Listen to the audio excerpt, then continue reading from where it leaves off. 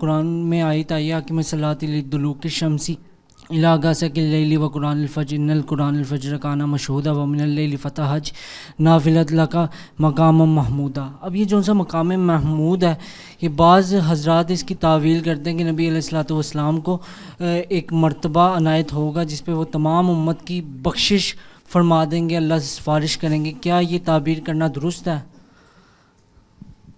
اگر آپ نے استاد امام کی تفسیر دیکھی ہے یا میری البیان دیکھی ہے تو ہم اس کو باساس مفعول مطلق مانتے ہیں۔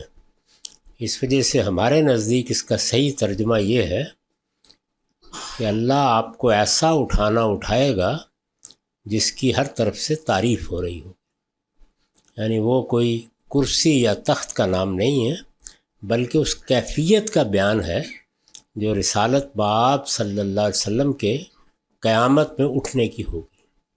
تو اس کو آپ پڑھ لیجئے، اگر آپ کا اطمینان ہو جاتا ہے تو اچھی بات ہے، ورنہ عام تفسیر یہی ہے کہ وہ کوئی خاص جگہ ہے جس پر آپ کو کھڑا کیا جائے گا، اس کو مقام محمود کہا ہے، یعنی وہ اس کو ظرف کے معنی میں لیتے ہیں۔